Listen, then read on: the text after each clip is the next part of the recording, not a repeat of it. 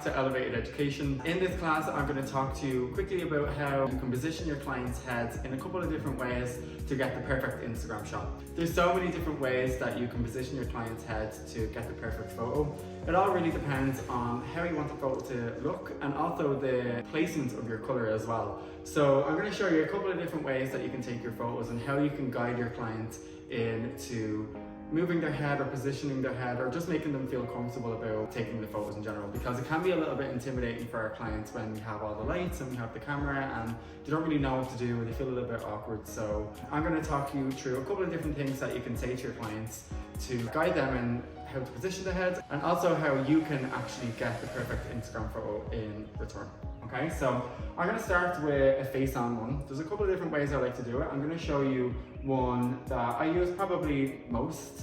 This is one where I'll have the client kind of come around face-on. Now, before I start, I want to make sure that people understand that it's very important for us to make sure that our clients are feeling comfortable when we do these types of photos, because again, as I said, it can be super intimidating for our guests to be in front of the camera and the whole salon is looking and it's like a whole thing. So always make sure that you confirm with your client that they're happy with getting their face in the photo.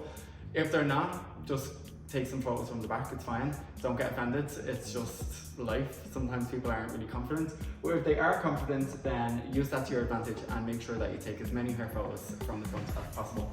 So the first one that I'm going to do is a simple hair photo from the front, but how we can elevate it is if you get your client to tilt their chin down.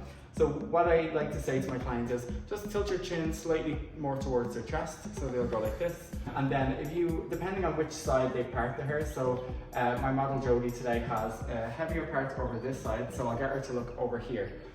So you kind of accentuate a little bit more hair on this side, okay? So chin down, look to the left, and then what I'll do is I'll leave this hair here like that. If it's a case where I'm taking it from all the way over here, I'll steal some hair from this side and bring it over here, just so you have a bit more hair and a little bit more drama on that side, okay? So I'm going to keep this like this, and then get them to tilt their chin down. And a little trick to getting like a super dramatic hair photo is to not take it from face on, always tilt down a little bit. So by tilting down, it makes the subject look a lot larger and a lot taller and more kind of dramatic than it actually is. And I always say, the more dramatic the hair photo, the better. So make sure that the hair is positioned and brushed out really, really softly. And as I said in my previous class, I usually like to spray and set the hair when we get to this stage. So I've already sprayed and set Jody's hair. And what I'll do is I'm going to take a photo first, and then I'm going to review it.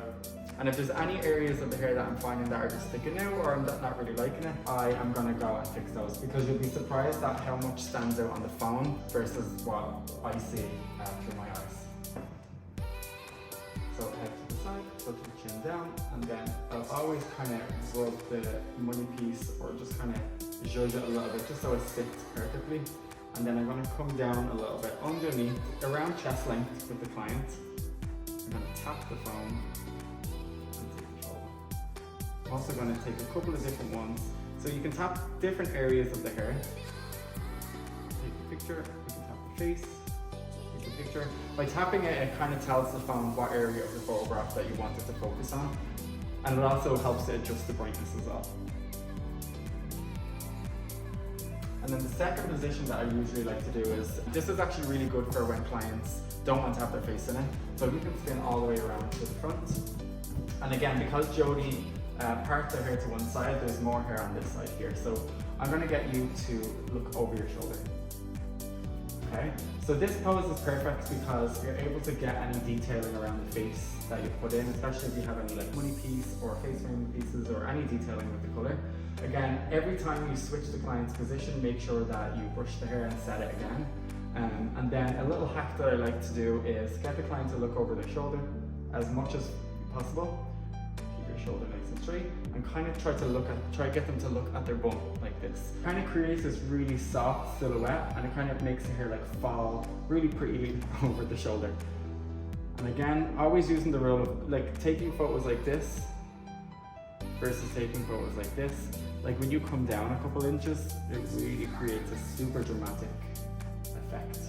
And now I've taken the photo, And I can see there's just a couple of strands that aren't sitting right, so I'm gonna actually go in and fix those.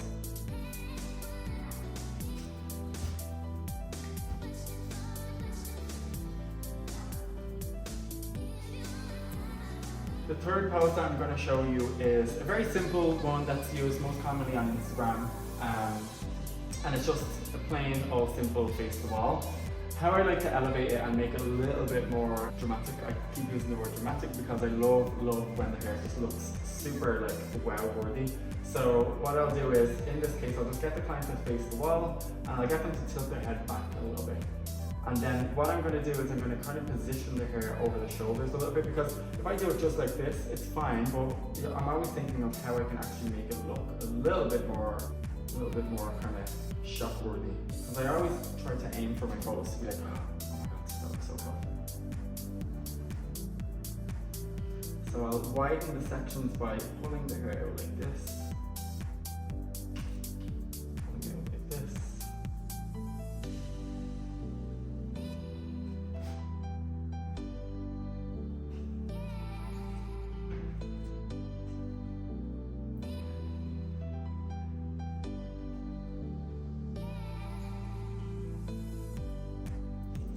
I think the main trick really that I like to use is to come underneath like this. It just makes everything just look way more grand than it actually is. And then to kind of elevate it a little bit more, I like to kind of hold the hair as well. Because sometimes when the hair sits like this, it's fine, it looks great, but like to actually really kind of accentuate the hair and make it look even bigger again, I'm going to gently hold the hair, but kind of let it go as I hold it so it kind of spreads out a bit more. And then snap a couple photos. And then I'm going to show you one more pose as well. This is also from around the face. So if you can spin to around here. This is one that I use. Again, I use this quite a lot because it really makes the hair look super big. If I can get you, the actual terminology that I use is to let your head just fall. Just like, don't have any like muscle weight in your neck, just let it fall. And this looks pretty crazy for right now. And I always say to my clients, I'm like, I know this feels really weird, but I promise it looks great. Because they're probably like, what the hell do I look like in these photos?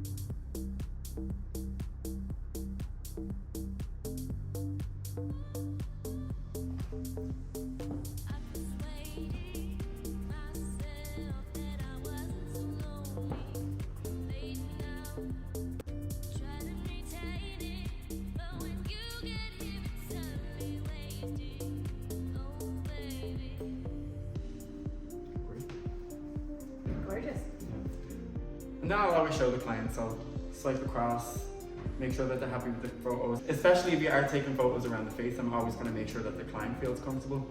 So I'll show them every single angle, every single photo. Most of the time, like, oh my god, I love it, I'm obsessed, can you send them to me? And then I'll airdrop them, and I'll always give my Instagram as well. By giving your Instagram, it allows them to tag you in the photos, and then their friends find out, and then their friends are obsessed, and their friends follow you, and then you do all the friends, and all of a sudden you have all these new clients. So always make sure that you give your Instagram and share the photos for your clients.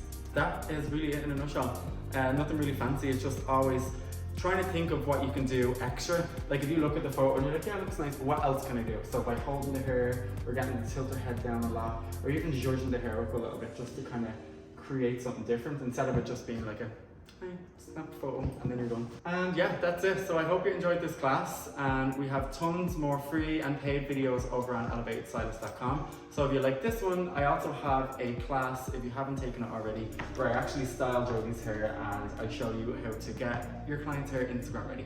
Bye!